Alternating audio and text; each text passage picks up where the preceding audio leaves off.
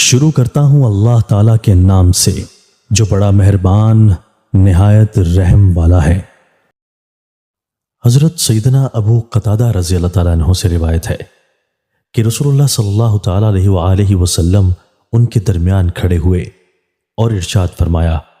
تمام کاموں سے افضل اللہ عز و جل کی راہ میں جہاد کرنا اور اللہ عز و جل پر ایمان لانا ہے۔ ایک شخص کھڑا ہوا اور عرض کی،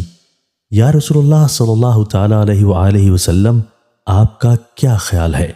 کہ اگر میں اللہ عز و جل کی راہ میں شہید کر دیا جاؤں تو کیا میرے تمام گناہ مٹا دیے جائیں گے؟ نبی کریم صلی اللہ تعالیٰ علیہ وآلہ وسلم نے ارشاد فرمایا، ہاں، اگر تم اللہ عز و جل کی راہ میں اس حال میں شہید ہوئے کہ تم صبر کرنے والے، محتسب یعنی ثواب کی امید کرنے والے، جنگ میں آگے بڑھنے والے رہے اور پیٹھ پھیر کر پیچھے ہٹنے والے نہ ہوئے تو تمہارے سارے گناہ مٹا دیے جائیں گے۔ پھر آپ صلی اللہ تعالیٰ علیہ وآلہ وسلم نے فرمایا، تم نے کیا پوچھا تھا؟ اس نے عرض کی، مجھے یہ ارشاد فرمائیے کہ اگر میں اللہ عز و جل کی راہ میں شہید کر دیا جاؤں تو کیا میرے تمام گناہ معاف کر دیے جائیں گے؟ فرمایا، اگر تم اللہ عز و جل کی راہ میں اس حال میں شہید ہوئے کہ تم صبر کرنے والے، محتسب یعنی ثواب کی امید کرنے والے، جنگ میں آگے بڑھنے والے رہے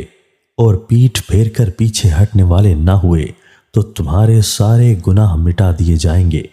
مگر یہ کہ قرض معاف نہ ہوگا۔ جبرائیل علیہ السلام نے مجھے یہ بات بتائی ہے۔ حضرت ابو ہریرہ رضی اللہ تعالیٰ عنہ سے روایت ہے کہ رسول اللہ صلی اللہ علیہ وآلہ وسلم نے فرمایا، سخی بندہ اللہ سے قریب ہے، یعنی اس کو قرب خداوندی حاصل ہے، نیز اللہ کے بندوں کے قریب ہے، یعنی اللہ کے بندے اس کی سخاوت کی صفت کی وجہ سے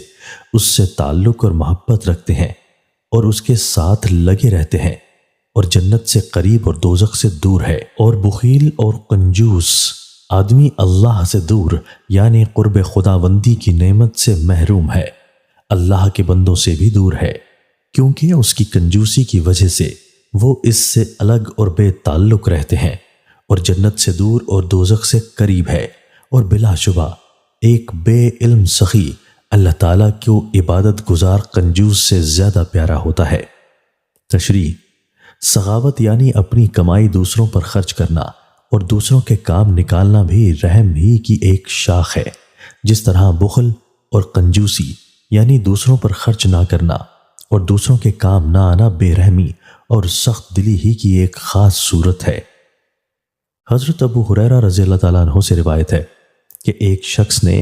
رسول اللہ صلی اللہ علیہ وآلہ وسلم سے اپنی قساوت قلبی، سخت دلی کی شکایت کی۔ آپ نے ارشاد فرمایا کہ یتیم کے سر پہ ہاتھ پھیرا کرو اور مسکین کو کھانا کھلایا کرو۔ تشریح: سخت دلی اور سنگ دلی ایک روحانی مرض اور انسان کی بدبختی کی نشانی ہے۔ سائل نے رسول اللہ صلی اللہ علیہ وآلہ وسلم سے اپنے دل اور اپنی روح کی اس بیماری کا حال عرض کر کے آپ سے علاج دریافت کیا تھا۔ آپ نے ان کو دو باتوں کی ہدایت فرمائی، ایک یہ کہ یتیم کے سر پر شفقت کا ہاتھ پھیرا کرو، اور دوسرے یہ کہ بھوکے فقیر مسکین کو کھانا کھلایا کرو۔ رسول اللہ صلی اللہ علیہ وآلہ وسلم کا بتلایا ہوا یہ علاج علم النفس کے ایک خاص اصول پر مبنی ہے،